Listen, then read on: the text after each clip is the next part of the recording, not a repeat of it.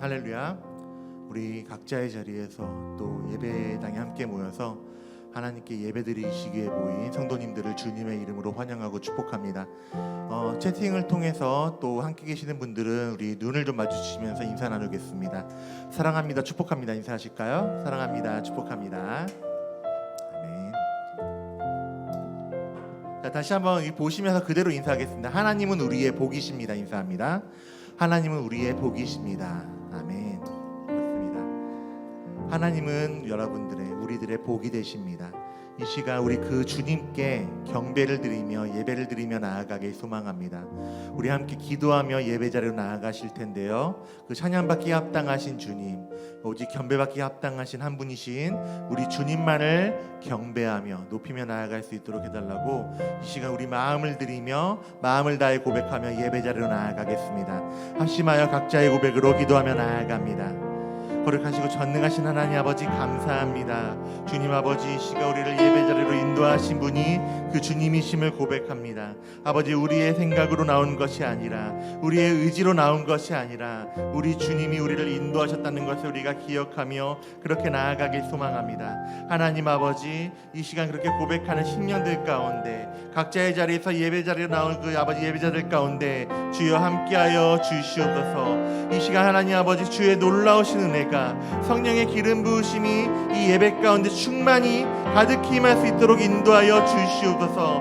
하나님 아버지, 그렇게 주의 인도하심을 구하는, 주의 임재를 구하는 예배자들 한 사람 한 사람을 기억하시고 축복하시고, 주여 이 시간 찬양으로 고백하는 가운데, 기도하는 가운데, 아버지 말씀을 듣는 가운데 아버지 주의 은혜가 넘쳐날 수 있도록, 아버지 주의 은혜가 넘쳐 흐를 수 있도록 인도하여 주시옵소서. 아버지 찬양받기 합당하신 주님 경배하며 고백합니다.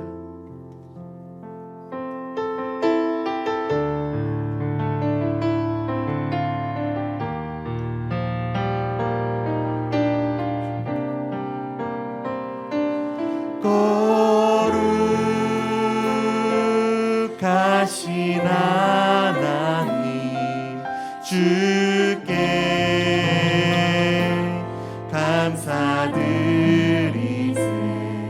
날 위해 이 땅에 오신 독생자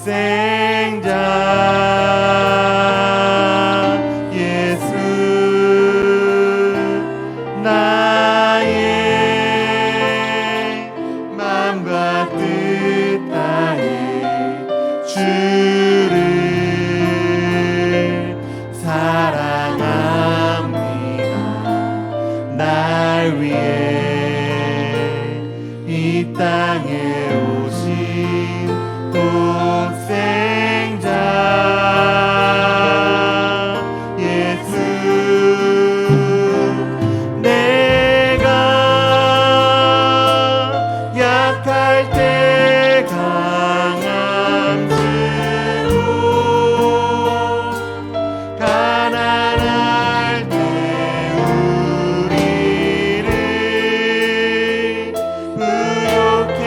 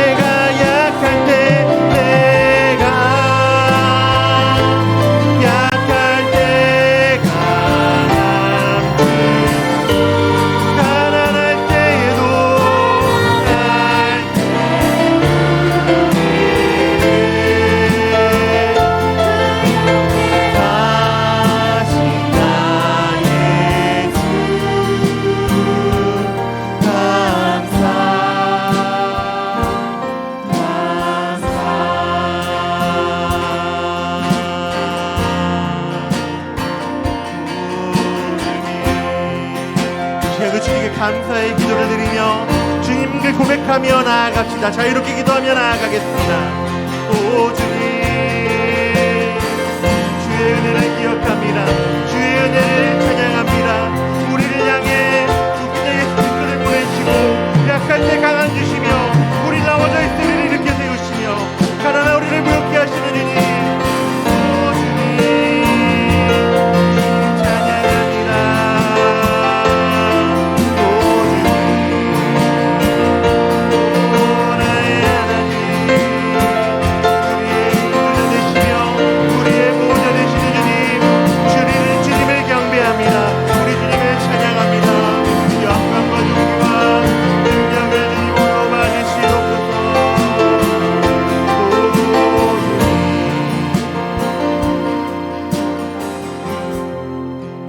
우리 약할 때 강한 되시는 그 주님, 가난할 때 우리를 부욕케 하시는 주님, 우리의 길이 되시며 우리의 능력이 되시는 그 주님을 고백합니다. 주님으로 영광 받으시옵소서. 감사드리며 살아계신 예수 그리스도의 이름으로 기도드립니다. 아멘. 우리 함께 기쁜 마음으로 주님을 고백하며 나아가겠습니다. 함께 박수치면서 찬양합니다. 그리고 고백합니다. 우리 주님이 우리를 인도하십니다. 할렐루야.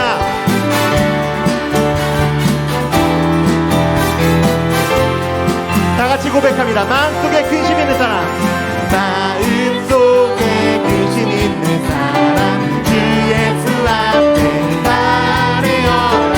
슬픈 마음 있을 때라도 마음속에 근심 있는 사람, 마음속에 근심 있는 사람, 주 예수 앞에 바래어라. 슬픈 마음 있을 때라도 다시 한번 고백할까요? 마음속에 근심 있는 사람, 주 예수 앞에 바래어라. 슬픈 마음 있을 때라도 주 예수 마음속에 근심 있는 사람, 마음속에 근심 있는 사람, 주 예수 앞에 바래어라. 슬픈 마음 있을 때라도 주 예수께 주 예수 앞에 바래어라. 그렇게 고백합니다. 무엇이나 근심하지 말고 주 예수께 눈물 나며 기쁜 한숨 쉴 때 주 예수 앞에 바래어라. 은밀한 죄 내게 있더라도 주 예수 다시 한번 눈물 나며 기쁜 한숨 쉴 때 주 예수 앞에 바래어라. 은밀한 죄 내게 있더라도 주 예수께 아뢰라. 주 예수 앞에 바래어라. 주의 친구니 아멘. 무엇이나 근심하지 말고 주 예수 앞에 주 예수 앞에 바래어라.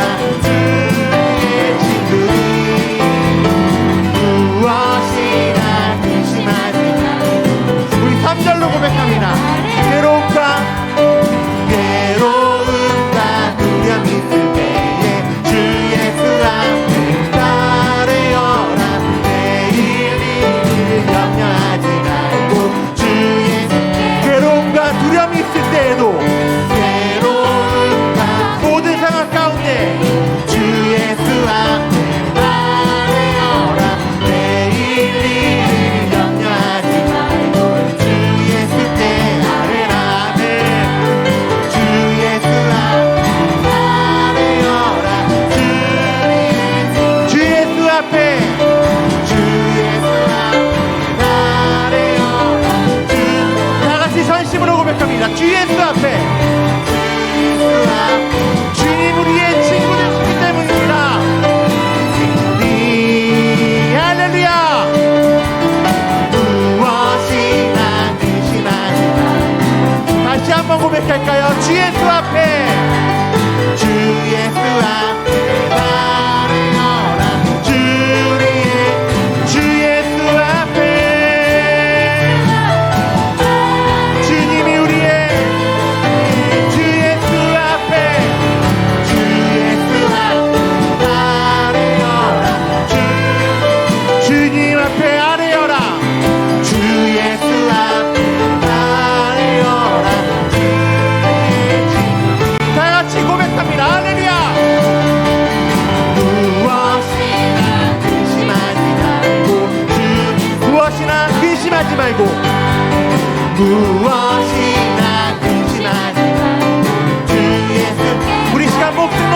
찬양하며 나아갑니다. 할렐루야. 다 같이 고백합니다. 우리 주님 같은 반석은 없으십니다. 믿으십니까? 그 주님을 찬양하며 경배하며 나아가겠습니다. 할렐루야. 주님 같은 반석은 없도다. 찬양받기 합당하신 이름, 변치 않으시는 구원의 반석, 진실하시고 진실하신 주, 주님 같은 반석은 없도다. 주님 앞에 고백합니다. 주님 같은 반석은 없도다. 찬양받기 합당하신 이름, 변치 않으시는 구원의 반석, 진실하시고 진실하신 주, 주님 같은 반석은 없도다. 우리 주님은 만세 반석 되십니다. 예수의 반석, 만세 반석, 예수의 반석, 다시 한번 만세 반석, 예수의 반석, 주님 같은 반석은 없도다. 믿으십니까? 고백합니다. 주님 같은 반석은 없도다. 찬양받기 합당하신 이름, 변치 않으시는 구원의 반석, 진실하시고 진실하신 주, 주님 같은, 다시 한번 찬양하며 우리 주님 같은 분이 없으심을 고백합니다. 할렐루야. 주님 같은 반석은 없도다. 아멘. 찬양받기 합당하신 이름, 변치 않으시는 구원의 반석, 진실하시고 진실하신 주, 주님 같은 반석은 없도다. 할렐루야. 만세 반석, 예수의 반석, 만세 반석, 예수의 반석, 만세 반석, 예수의 반석, 주님 같은 반석은 없도다. 우리 주님 만세 반석 계십니다. 만세 반석, 예수의 반석, 만세 반석, 예수의 반석, 아멘. 만세 반, 우리의 과일 되시며 반석 되시는 주님, 주님을 찬양합니다. 할렐루야. 주님 같은 반석은 없도, 만세 반석 다시 한번 찬양합니다. 만세 반석, 예수의 반석, 만세 반석, 예수의 반석, 만세 반석, 예수의 반석, 주님 같은 반석은 없도다. 주님 같은 반석은 없도. 마지막으로 전심을 다하여 주님 같은 반석은 없도다. 할렐루야. 그렇습니다. 주님, 우리 주님이 우리의 반석 되심을 고백하며 찬양합니다. 할렐루야.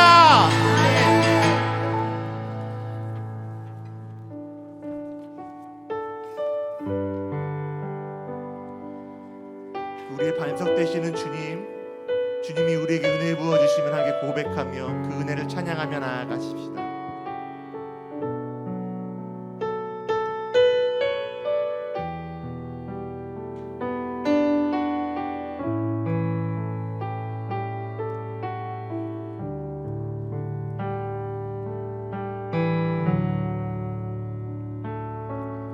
나를 지으신 이가 하나님,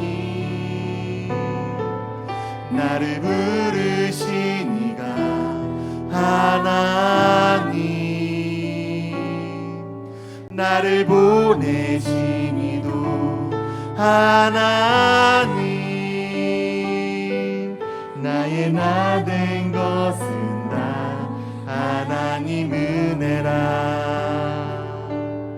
나의 달려갈 길 나가도 나의 마지막 꿈 나도 나로 그 십자가 웃게 하시니 나의 나 된 것은 다 하나님 은혜라. 한량없는 은혜 갚을 길 없는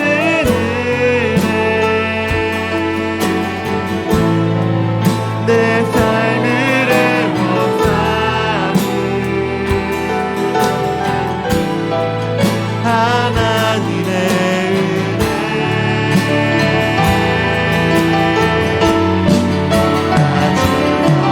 아무함없이 그 땅을 밟은 곳 나를 붙드시는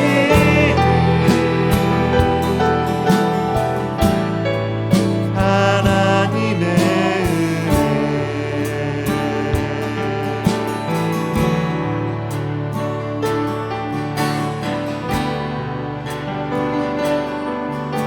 나를 지으시니가 나를 지으시니가 하나님, 나를 부르시니가 하나님, 나를 보내시니도 하나님, 나의 가는 것은 다 하나님 은혜라. 나의 달려갈 길 가도 나의 마지막 호흡을 가도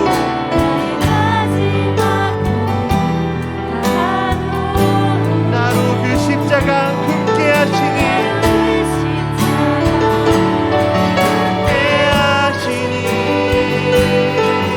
나의 나 된 것은 다 하나님 은혜라. 이 시간 우리를 향하시기 놀라우신 은혜, 그 사랑을 찬양합니다.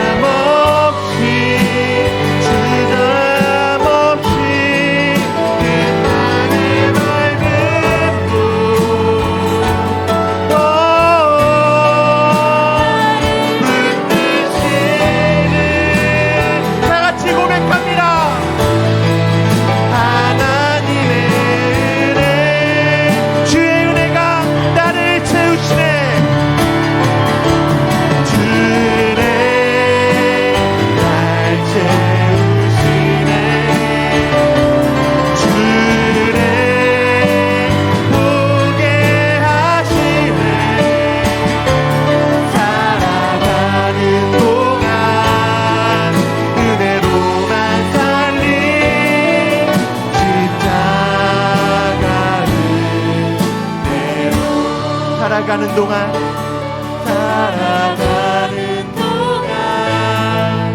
은혜로만 살리 십자가 은혜로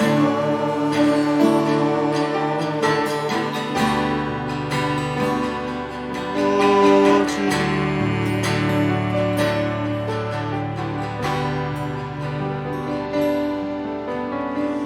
오직 주의 은혜로 지금 여기 서 있네 한없는 경배 한없는 찬양 내 영혼 예배드리네 나를 위해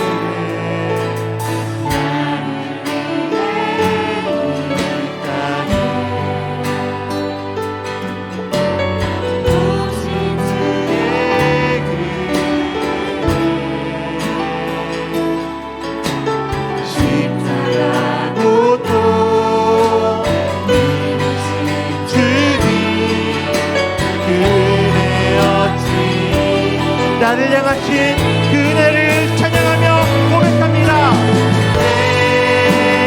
날 채우시네 주네 보게 하시네 살아가는 동안 은혜로만 살린 십자가 주의 나를 채우시네 날 채우시네 하나님의 은혜가 보게 하시네 살아가는 동안 은혜로만 살린 이 시간 그들을 고백하며 결단하며 찬양합니다. 함께 두 손 들어 찬양합니다. 주네 날 채우시네 주의 은혜가 주네 보게 하시네 우리가 결단합니다. 십자가의 은혜로 살아가겠습니다. 주님 이 시간 함께 합심하여 기도할 때 이 찬양의 고백처럼 주님 오직 주의 은혜로만 살아가겠습니다. 결단하며 고백하며 우리에게 은혜를 주신 주님께 감사하며 함께 합심하여 기도합니다. 주님의 이름을 머무르고 통성으로 기도하겠습니다. 주여 거룩하시고 전능하시는 하나님 아버지 감사합니다. 아버지 나 같은 죄인에게 우리 같은 죄인에게 은혜를 부어주신 하나님을 고백합니다. 나 같은 죄인을 살리시기 위해 십자가에서 죽으신 예수 그리스도의 그 은혜를 기억합니다. 그렇습니다. 주님 아버지 넘어져 있는 우리를 일으켜 세우시고 처져져 있는 우리를 일으켜 세우시는 하나님의 은혜가 우리 삶 가운데 충만합니다. 이제 그 은혜로 살아가며 그 은혜를 기억합니다.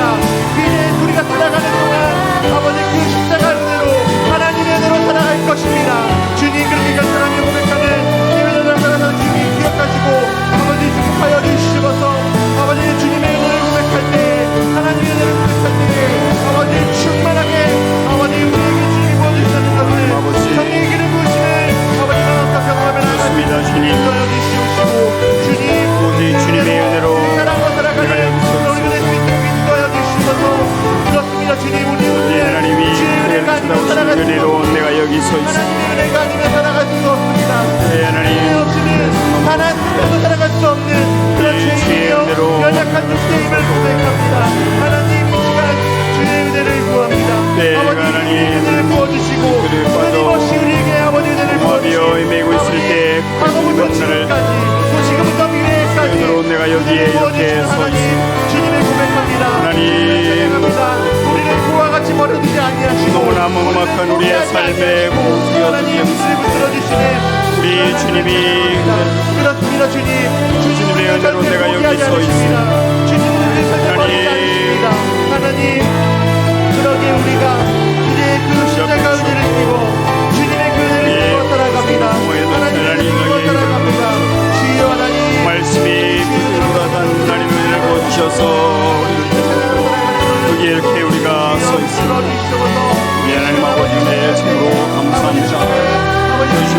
감사합니다. 우리의 찬양을 통하여 그 은혜를 새롭게 알게 하시니 감사합니다. 내가 하나님의 은혜로 사는 사람임을 알게 하시니 하나님 아버지 부르셔서오니 다시 한번 알기를 원합니다. 이 은혜에서 떠나지 아니하게 하여 주시기를 원합니다. 우리의 신앙의 고백이 되게 하여 주시기를 원합니다. 그것이 다시 일어설 수 있는 힘이 될 수 있도록 하나님 아버지 함께하여 주시옵소서.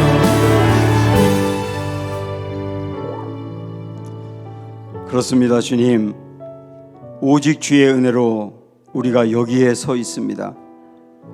우리가 과거 언젠가 모든 걸 다 잃어버리고 실패할 때가 있었는데 그때도 하나님이 우리를 찾아와서 건져내 주시고 은혜를 베풀어 주셨기에 주의 은혜로 우리가 여기에 서 있습니다.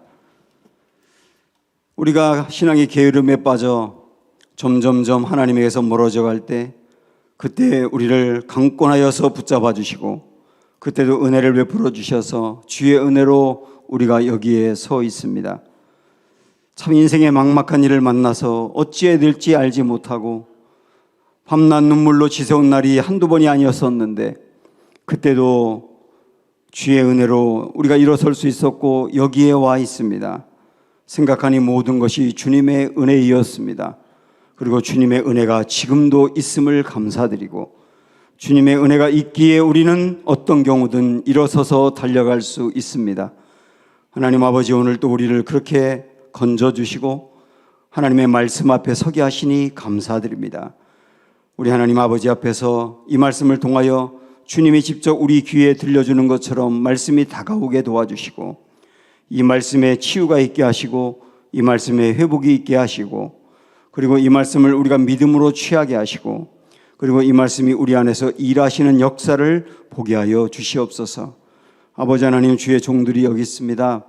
말씀하여 주시기를 원하고 그리고 집에서 또 온라인을 통하여 예배드리는 이들 가운데도 하나님 아버지께서 동일한 은혜를 부어주셔서 오늘 이 금요일 밤 이 예배가 깨달음이 있게 하시고 회복이 있게 하시고 다시 한번 도전이 되게 하시고 그리고 무엇보다 하나님 붙들고 소망을 품을 수 있는 귀한 역사가 있도록 도와주시옵소서. 감사합니다. 예수님의 이름으로 기도합니다. 아멘. 창세기 16장 보겠습니다.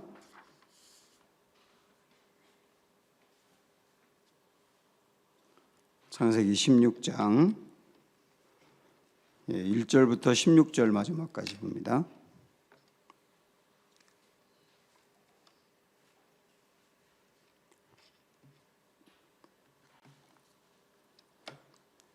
창세기 16장 1절부터 16절 말씀.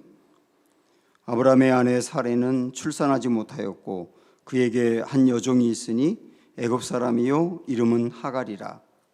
사레가 아브라함에게 이르되 여호와께서 내 출산을 허락하지 아니하였으니 원하건대 내 여종에게 들어가라. 내가 혹 그로 말미암아 자녀를 얻을까 하노라 하매 아브라함이 사레의 말을 들으니라. 아브라함의 아내 사레가 그 여종 애굽 사람 하갈을 들여다가 그 남편 아브라함에게 첩으로 준 때는 아브라함이 가나안 땅에 거주한 지 10년 후였더라. 아브라함이 하갈과 동침하였더니 하갈이 임신함에 그가 자기의 임신함을 알고 그의 여주인을 멸시한지라. 사레가 아브라함에게 이르되 내가 받은 모욕은 당신이 받아야 옳도다. 내가 나의 여종을 당신의 품에 두었거늘 그가 자기의 임신함을 알고 나를 멸시하니 당신과 나 사이에 여호와께서 판단하시기를 원하노라. 아브라함이 사레에게 이르되 당신의 여종은 당신의 수중에 있으니 당신의 눈에 좋을 대로 그에게 행하라 하매 사레가 하갈을 학대하였더니 하갈이 사레 앞에서 도망하였더라. 여호와의 사자가 광야의 샘물 곁 곧 술길 샘 곁에서 그를 만나 이르되 사레의 여종 하갈아 내가 어디서 왔으며 어디로 가느냐. 그가 이르되 나는 내 저유 사레를 피하여 도망하나이다. 여호와의 사자가 그에게 이르되 내 여주인에게로 돌아가서 그 수하에 복종하라. 여호와의 사자가 또 그에게 이르되 내가 내 씨를 크게 번성하여 그 수가 많아 셀 수 없게 하리라. 여호와의 사자가 또 그에게 이르되 내가 임신하였은즉 아들을 낳으리니 그 이름을 이스마엘이라 하라. 이는 여호와께서 내 고통을 들으셨음이니라. 그가 사람 중에 들러기 같이 되리니 그의 손이 모든 사람을 치겠고 모든 사람의 손이 그를 칠지며 그가 모든 형제와 대항해서 살리라 하니라. 하갈이 자기에게 이르신 여호와의 이름을 나를 살피시는 하나님이라 하였으니 이는 내가 어떻게 여기서 나를 살피시는 하나님을 배웠는고 함이라. 이러므로 그 샘을 부엘라 헤로이라 불렀으며 그것은 가데스와 베레 사이에 있더라. 하갈이 아브라함의 아들을 낳음에 아브라함이 하갈이 낳은 그 아들을 이름하여 이스마엘이라 하였더라. 하갈이 아브라함에게 이스마엘을 낳았을 때에 아브라함이 86세였더라. 아멘. 네, 사랑하고 축복합니다. 서로 둘러보시면서 우리 한번 인사하겠습니다. 집에서도 한번 인사하시죠. 사랑합니다. 축복합니다.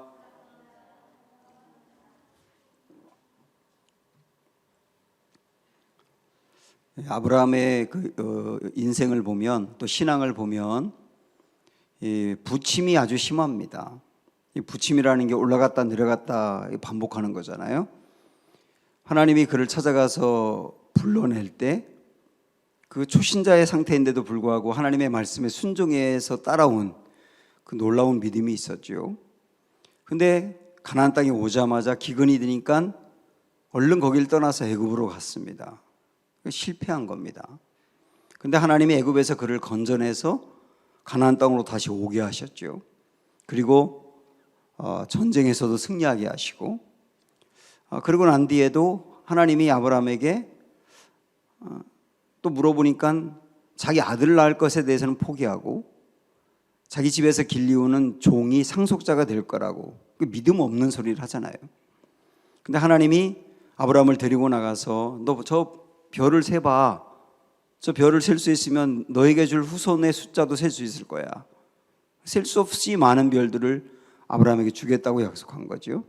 그러니까 아브라함이 그것을 믿었어요. 그래서 의로운 사람이라는 칭함을 받게 된 겁니다. 훌륭한 모습이죠. 자, 그런데 오늘 16장으로 넘어오니까 또다시 아브라함이 넘어져 버리는 겁니다. 계속 반복을 하고 있어요. 우리의 모습인 거죠, 사실은. 저의 모습이고 여러분의 모습이고.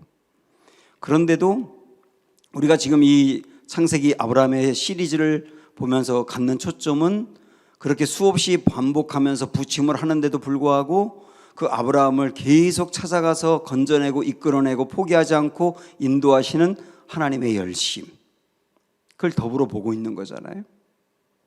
자, 오늘 이제 아브라함이 넘어지는 모습, 또 거기에서 역사하시는 하나님의 은혜를 보겠는데 사례가 조급해진 겁니다. 아들이 없는 게 너무 이제 조급해진 거예요. 원래 조급하다 보면 실수하게 돼 있거든요. 그래서 조급해져서 남편에게 제안을 한 거예요.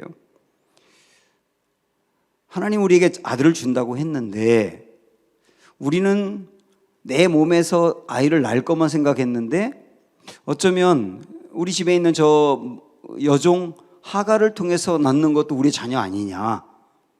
그러니까 당신이 저 하갈 사이에서 아이를 낳아라. 그렇게 제안을 한 거예요. 아브라함이 그 제안을 받아들인 거죠. 사실은 이것은 이때 당시에 상식적인 관례였습니다. 대를 잇는 게 굉장히 중요하기 때문에 그 집이 원래 주인이 대를 잇지 못하면 집에 있는 종을 통해서 대를 이었어요. 그 종이 아이를 낳으면 그 아이는 종의 아이가 아니라 주인의 아이가 되는 거죠. 그렇게 해서 대를 이었다고요. 굉장히 관리가 있고 상식적인 제안을 한 겁니다. 그런데 문제는 그것을 하나님께 묻지 않은 것이죠. 관례와 상식을 따랐을 뿐 묻지 않은 것이죠. 어쩌면 물으면 하나님이 기다리라고 하실까봐 묻지 않고 했을 수도 있어요. 우리도 그렇지 않습니까? 물으면 하나님이 내가 원하는 대로 하지 말라고 할 것 같고 다른 길을 제시할 것 같아서 아예 안 묻는 경우도 있지요. 어쩌면 그랬을 수도 있어요. 그래서 아브라함은 묻지 않고 하갈 사이에서 아이를 낳았습니다. 그럼 문제가 생겼어요. 아이를 낳기 전에 임신했을 때 하갈이 자기가 주인 행세를 하는 거예요. 그래서 사례를 멸시하는 거예요. 아이를 갖지 못했다고 멸시하고 마치 자기가 주인인 것처럼 그렇게 교만을 떤 거예요. 그러다 보니까 결국 이 사례가 도저히 견딜 수 없어서 남편에게 막 따지게 된 겁니다. 아마 이렇게 얘기했을 것 같아요. 죄송해요. 설교 때 이렇게 얘기해서. 그러나 실제 그렇게 얘기했을 것 같아서 제가 얘기하는 거예요. 당신 도대체 전현한테 어떻게 했길래 전현이 나한테 주인 노릇하면서 나를 괄시하고 멸시하냐고? 당신 지금 우리 대를 잇는 거고 뭐고 상속자를 뭐 만드는 거 뭐고 다 필요 없으니까 전현과 나 사이에서 결정해. 이렇게 분명히 얘기했을 거예요. 죄송합니다. 그렇게 얘기했을 거예요. 결국 그래서 이 아브라함이 고민에 빠져서 그 당신이 원하는 대로 해라. 그랬더니 그 다음에는 이게 역전돼 가지고 사례가 하갈을 박해하기 시작한 거예요. 결국 그래서 사갈이 도저히 견디지 못하고 집을 가출하게 된 거죠. 이런 상황입니다. 지금 이런 상황. 이 상황에서 5절에 보면 한번 여러분 보세요. 5절에 맨 끝에 사례가 아브라함에게 이제 이야기하면서 당신과 나 사이에 여호와께서 판단하시기를 원하노라. 이 일에 대해서 하나님이 판단하시기를 원하노라. 이게 하나님이 개입하시기를 원하노라 이런 얘기예요. 이 일에 대해서 하나님이 개입하시기를 원하노라 이렇게 얘기했는데, 근데 하나님은 아브라함과 사라 사이에 개입하지 않으세요. 오히려 가출한 하갈을 찾아가세요. 그 들판으로 가서 임신한 몸인데 말이죠. 혼자 집에서 쫓겨난 것처럼 도망을 가가지고 이제는 무엇을 먹고 살아야 되는지, 여자 혼자의 몸으로 살 수가 없어요. 이때는 더더욱 아이를 가졌잖아요. 이 아이를 낳을 수는 있는지 너무나 막막하고 힘든 이 상황에서 하나님이 하갈을 찾아오신 거예요. 그러면서 하갈에게 너 너무 나댈 때부터 내가 알았다라고 말씀하셨겠죠. 그러면서 집으로 돌아가라고 말씀하신 거예요. 문제를 이렇게 해결해 주는 거예요. 돌아가라고. 그런데 돌아가라고 말씀은 하셨지만 하갈이 집으로 돌아갈 때 또다시 문제가 기다리고 있는 거예요. 사례가 또다시 기다리고 있잖아요. 하갈이 가자마자 사례가 또 박해할 거 아닙니까? 그런데 그 기다리고 있는 사례에게 가라는 거예요, 하나님이. 참 어려운 얘기죠. 마치 회사를 다니는 사람이 너무 다니는 게 힘들어요. 상사들이 너무 괴롭혀서 뭐 도저히 다닐 수가 없어요. 그래서 며칠 동안 회사를 안 가고 결근한 상태로 이제 회사 그만두겠다고 자꾸 얘기합니다. 그러니까 부모님이 설득하면서 지금 이 코로나 상황에서 회사 들어가는 게 얼마나 어려운데 다니던 회사를 그만두냐. 내가 다른 데 들어가기도 어렵지만 들어간다 하더라도 또 똑같이 어렵다. 거기라고 별 수 있겠냐. 그 사람이 그 사람이지. 그러니까 가라고 자꾸 설득을 해가지고 며칠 만에 회사를 가기로 결정했어요. 자, 그렇다고 해서 해결된 게 아니죠. 회사에 가면 그 부장은 여전히 또 눈총을 줄 거예요. 그 팀장은 말도 안 되는 일을 시킬 수 있고요. 그리고 자기보다 나이가 한 살밖에 더 많지 않은 그 대리가 얼마나 갈굴지 분명히 알아요. 근데 거기를 가라고 하는 거예요. 이런 상황이거든요, 지금. 하나님이 돌아가라고는 했지만 돌아간들 이전의 문제가 없어진 게 아니에요. 그 문제는 늘 기다리고 있는 거예요. 우리가 어떤 문제를 갖고 교회 와서 기도하는데 하나님이 다시 한번 일어서서 가봐라. 한번 다시 시도해봐라. 이런 어떤 용기를 주었어요. 그래서 일어났는데 그 문제는 또 그대로 남아있는 거예요. 하나님이 하갈에게 가라고 하면서 내가 사라 마음을 잘 어루만져 주었으니까 너 가면 반겨줄 거야. 이렇게 말씀하지 않았다고요. 그 사라는 여전히 그 사라인 거예요. 이런 상황에서 다시 집으로 돌아가려면 힘이 있어야 돼, 힘. 응? 그 박해와 사라의 박해와 눈총 이런 것을 이겨낼 수 있는 힘이 있어야 된다고요. 그렇다고 사라와 싸워서 이길 그런 힘을 말하는 게 아니라 견딜 수 있는 힘이 있어야 된단 말이에요. 그리고 고난이 오더라도 무너지지 아니하고 굳건히 버틸 수 있는 이런 힘이 있어야 된단 말이에요. 그 힘을 어떻게 얻을 수 있느냐? 응? 어떻게 얻을 수 있느냐? 하나님은 그 힘을 하갈에게 어떻게 주었느냐? 이게 오늘 우리가 중요하게 봐야 될 부분이거든요. 하나님은 아까도 말씀드린 것처럼 사라의 마음을 어루만져서 더 이상 박해하게 하지 않는다든지 뭐 이런 어떤 외부적인 문제로 다 해결을 해놓고 돌아가라 그렇게 하진 않는다고요 지금. 그런데 돌아가는 하갈에게 힘을 키워주는 거예요. 응? 돌아가는 하갈에게 힘을 키워준다고요. 우리가 어떤 문제가 있어서 주님 앞에 나와 기도했더니 하나님이 용기와 소망을 주었어요. 그때 그 문제는 여전히 남아있다 하더라도 그 문제와 만날 나에게 하나님은 힘을 불어넣어 주신다고요. 어떤 방법으로 하셨느냐? 하갈에게 주님이 말씀을 하시는 거예요. 너 이 임신한 아이 태어날 거다. 그리고 그 임신한 아이 내가 그 아이를 들나귀같이 쓸 거다. 어떤 굉장히 힘있고 강력한 능력이 있을 거라 그런 얘기죠.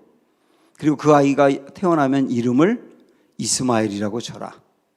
그 이스마엘이라고 하는 뜻은 하나님이 들으신다는 뜻이다. 너 이스마엘을 볼 때마다 내가 한 말 기억해. 하나님은 들으시는 분이야. 또 힘들어도 이스마엘을 볼 때마다 기억해. 하나님은 들으시는 분이야. 그렇게 말씀을 하신 거예요. 이런 말씀으로 하갈에게 하나님이 무장을 시켜주는 겁니다. 자, 이때 하갈이 받은 은혜를 생각해 보셔야 됩니다. 하갈은 언제 이 아브라함 집의 종이 되었을까 생각을 해보면 하갈은 애굽 사람이지 않습니까? 그러니까 아브라함과 사레가 애굽으로 도망을 가서 피신했을 때 그때 이제 사레가 바로의 아내가 될 뻔했잖아요. 근데 그때 이제 하나님이 건져주셔서 그냥 돌려보내면서 많은 재물을 주었는데 그때 재물도 주면서 몸종도 주었던 것 같아요. 그때 하갈이 사레의 몸종이 된 거죠. 그 다음부터 10년을 같이 산 겁니다. 아브라함과. 이 집안에서 10년을 살았다고요. 그러면서 하나님이 이 가정에 역사하는 것을 봤고 그들이 하나님 이야기하는 것을 들었고 다시 말하면 믿음이 없던 사람이 믿는 집에 와가지고 그 집에서 하나님이 일하시는 걸 보았단 말이에요. 그러나 하갈은 이때 당시 문화가 그랬거든요. 틀림없이 그 하나님이 나와는 상관없는 분이라고 생각을 한 거예요. 하나님은 아브라함과 사레를 사랑하지만 나는 사랑하지 않는다고 생각을 했고 그리고 아브라함과 사라는 하나님을 믿을 수 있지만 나 같은 사람은 하나님을 믿을 수 없다고 생각을 한 거예요. 이방인이고 종이니까. 분명히 그렇게 생각을 해왔는데 근데 웬걸 집을 떠나서 광야에 도망을 와 있는데 하나님이 자기를 찾아오신 거예요. 그리고 말씀을 주시는 거예요. 소망의 말씀을. 그때 하갈이 느꼈을 그 마음은 이겁니다. 하나님이 나를 아는구나. 하나님이 나를 아는구나. 하나님이 나를 안다고 하는 게 하갈에게 굉장한 위로와 힘이 된 거예요. 굉장한 위로와 힘이 됐단 말이에요. 제가 신방을 하면서 여러 가정에서 하나님은 우리를 아신다. 그 말씀을 전했거든요. 제가 그 은혜 받은 말씀이라 아신다 그 말씀을 전하는데 굉장히 많은 분들이 하나님이 권사님을 아세요. 제가 그러면 그냥 막 울어요.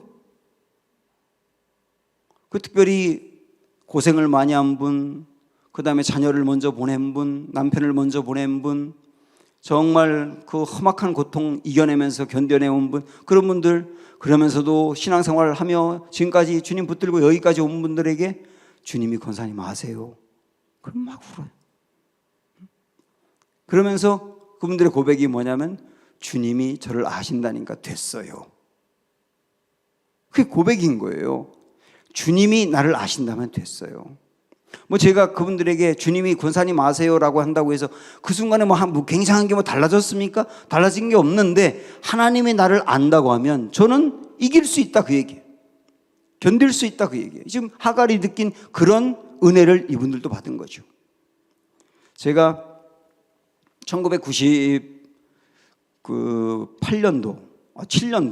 7년도부터 8년도 그 사이에 제 목회에서 굉장히 큰 위기가 있었습니다.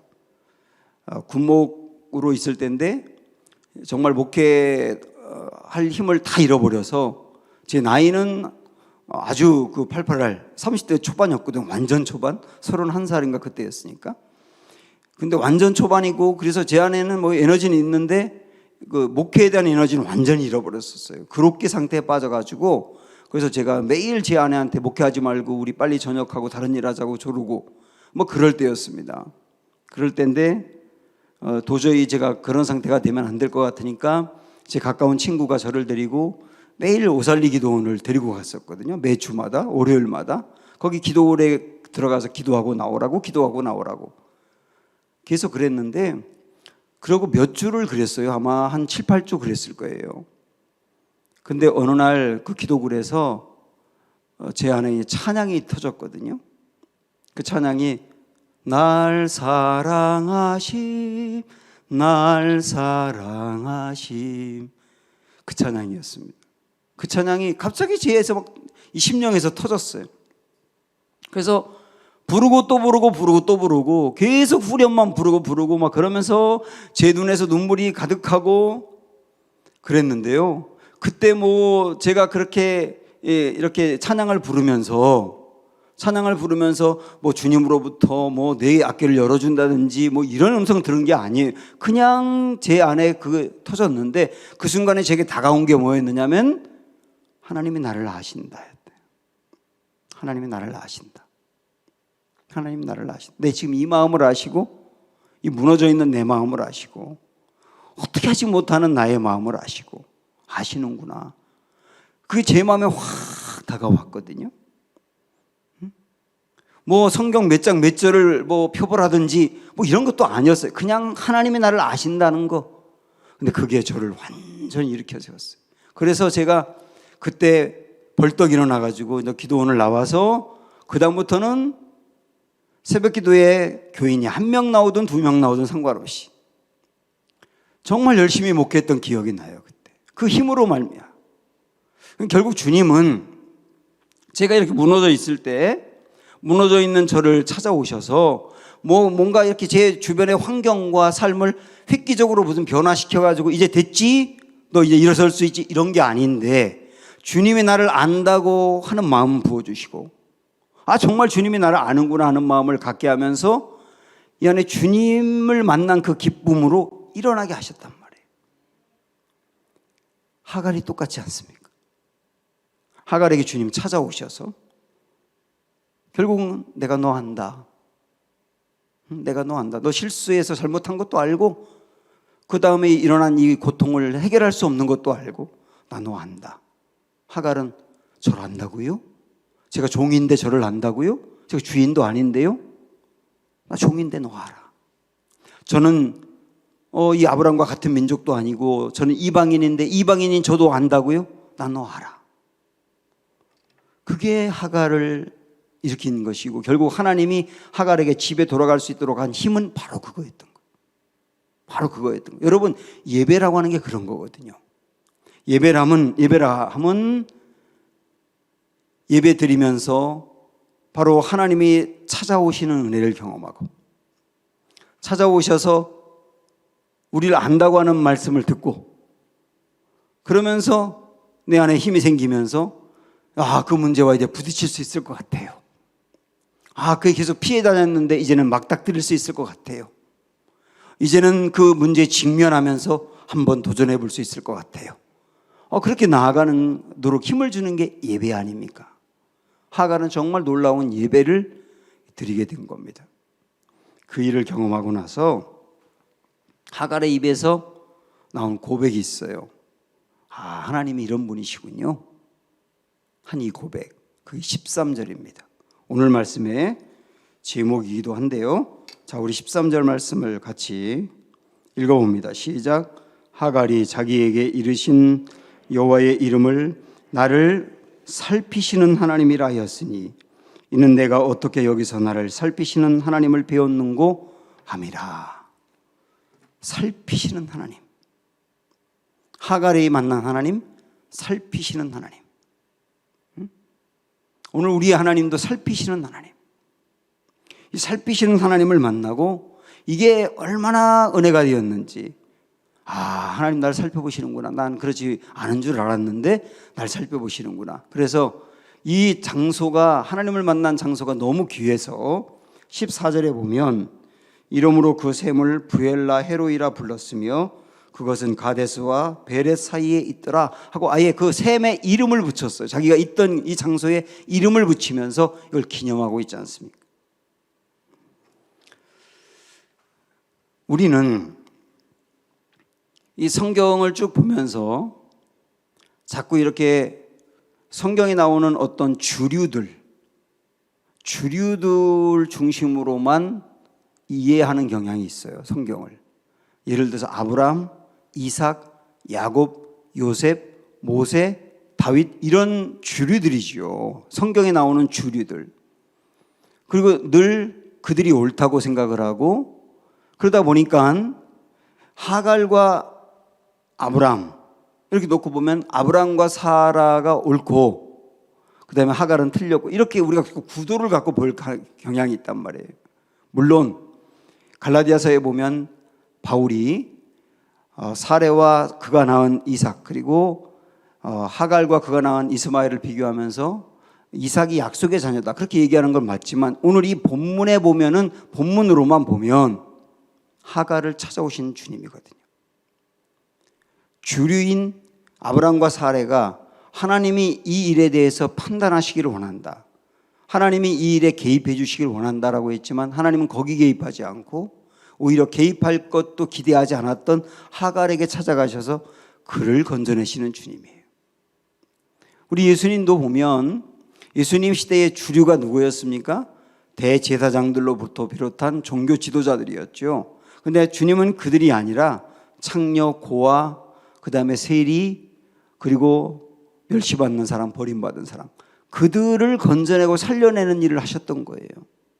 우리 주님은 주류로만 따라가시는 분이 아니라 비주류인 인생들을 건져내서 신앙의 주류로 오게 하시는 분이란 말이에요.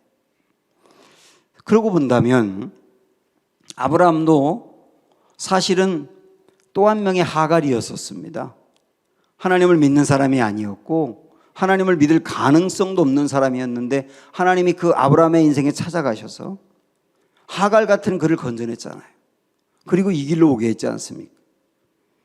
그렇게 본다면 우리도 마찬가지. 우리도 또 한 명의 하갈이었던 거예요. 그래서 우리도 하나님이 우리를 찾을 것 같지 않았던 인생이고 우리를 모를 것 같았던 인생인데 그런데 하갈을 찾아가셨고 아브라함을 찾아가셨던 하나님이 우리도 찾아오신 거예요. 여러분 이거를 한시도 잊으시면 안 되는 겁니다. 나도 한때 하갈 같은 사람이었고 그렇게 끝날 사람이었는데 하나님이 우리를 찾아와서 여기까지 인도하셨다. 이 은혜를 한시도 잊으시면 안 된단 말이에요. 제가 얼마 전에도 이렇게 언급을 하면서 제 마음에 자주 새기며 기도하는 그 문구 중에 하나가 뭐냐면 이런 겁니다. 우리가 지금 받은 것 중에 무엇 하나도 당연한 것이 없다. 지금 제가 받은 거, 제가 서 있는 이 자리, 우리 가정, 제가 누리고 있는 삶, 제가 받고 있는 대우 이런 것 중에 어느 하나도 당연한 게 없는 거예요. 전부 다 은혜인 것이죠.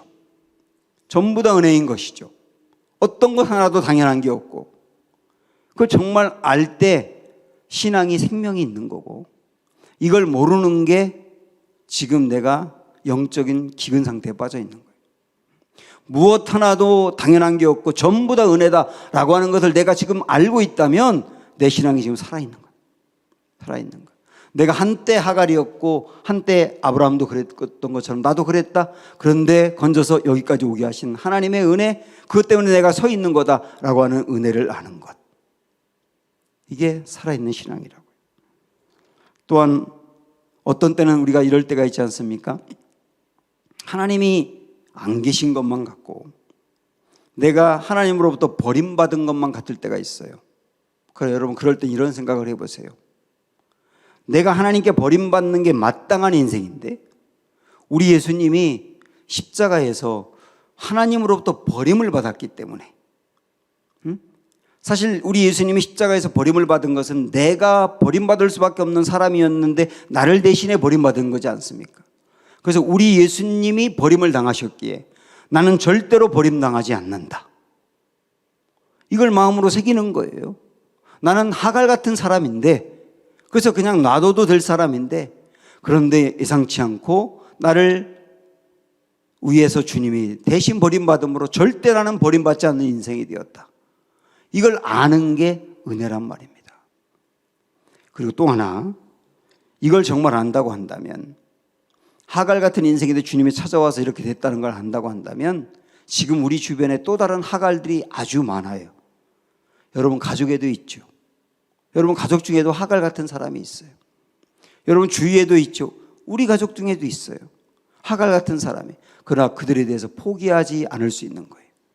왜냐하면 하갈 같은 나의 인생이 찾아와서 여기까지 오게 하신 분이 주님이고, 그 들판에 버려진 하갈을 찾아가서 건져내 결국 집으로 돌아갈 수 있는 힘을 주신 분이 하나님이시라고 한다면, 지금 우리 가족 중에 하갈 같은 이들이 있다면 그들도 하나님은 끝내 찾아가서 건져내실 것이다, 버리지 않을 것이다 라고 하는 소망이 있기 때문에 우리는 계속 기도할 수 있고 낭망하지 않는 것입니다.